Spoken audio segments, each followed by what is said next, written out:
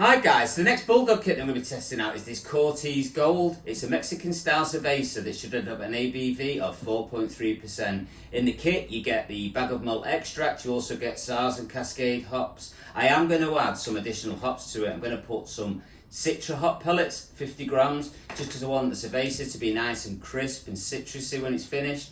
I also want it to be nice and clear, so I'm going to do the fermentation in the Firmzilla. I'm just going to follow the instructions, but I am going to use some brew salt to help clear the beer, and I'm going to probably leave it for about a 2-week cold crash. So I'll follow the gravity readings using the rat pill, and I'll let you know how it goes. I've been really pleased with the beer quality that I've been getting from the Firmzilla, so I've decided to get myself a second one, just this small 30 litre all-rounder Firmzilla, because it fits in this smaller fermentation chamber, which is basically just an under-counter fridge. So what I'm going to also do with these kits now is I'm going to do them using the same process as I've been learning from doing the fresh walk kits. It does seem to end up where you end up with a much better quality beer, and I think doing the 2-week cold crash helps. You end up with a much more professional tasting, carbonated, well cleared beer. So what I've done is I have done the first part of fermentation on this kit at 19 degrees as recommended. Now, rather than adding a spunding valve at the beginning, I've connected a blow off tube, which is basically just a disconnect piece of pipe going down into a jug of sanitizer. I've done the first week at 19 degrees. When it got to 70% attenuation, which I've been monitoring using a second rat pill and rat temperature control that I've purchased, I then increased the temperature up to 21 degrees to do that diacetyl rest towards the end of fermentation. Now I'm going to be ready to do a dry hop. So what I'm going to do is I'm going to now reduce the temperature down to 14 degrees. But what I'm going to do first is I'm going to swap the blow-off tube for a spunding valve, set that at 15 psi while I drop the temperature down to 14 degrees, just in case it starts to contract. I don't want it to draw any oxygen into the fermentation vessel.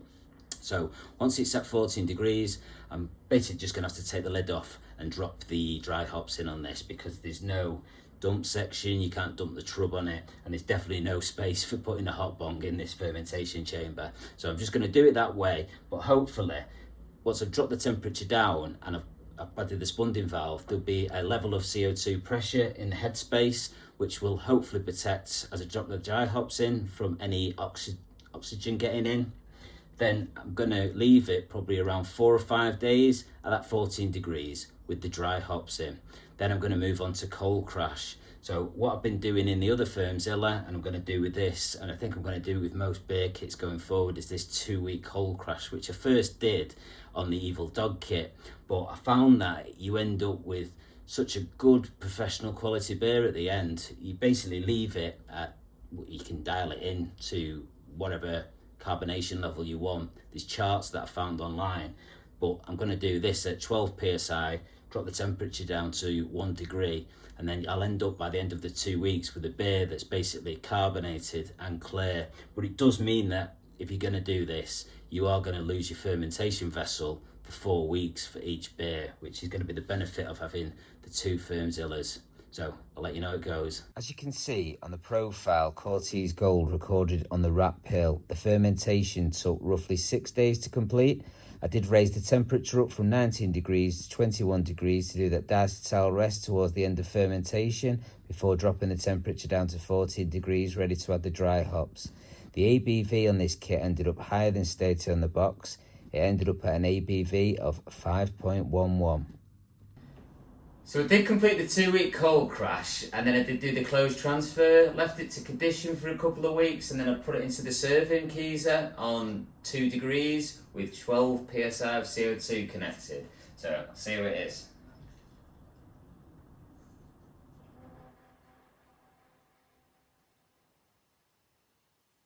Well carbonated.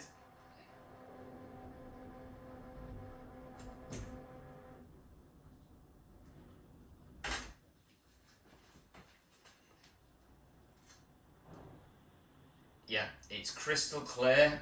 You can see straight through that one. Nice little bubbles on it. Nice amber colour on the nose. You can definitely smell the hops. It's got quite a fruity smell. Let's give it a try. try.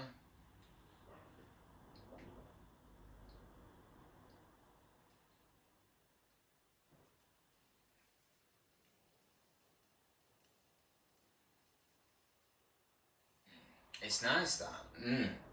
It's got... I can definitely taste the citra hops that I've added into it. That gives it a really nice citrusy flavour. And it's got a slight fruity flavour on the back end.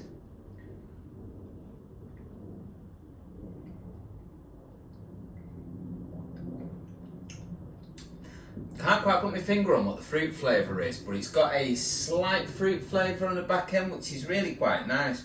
It's got a nice body on it.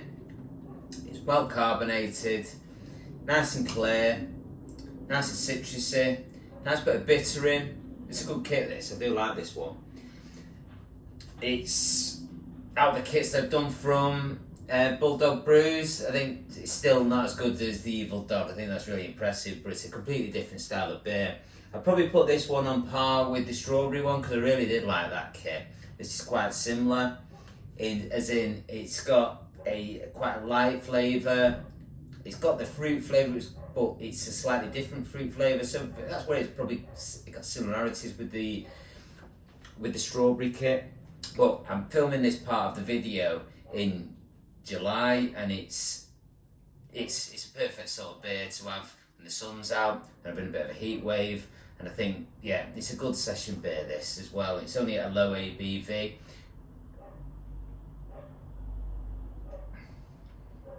Yeah, good kit that. Good kit. I'm impressed. So, hope you join us for the next one.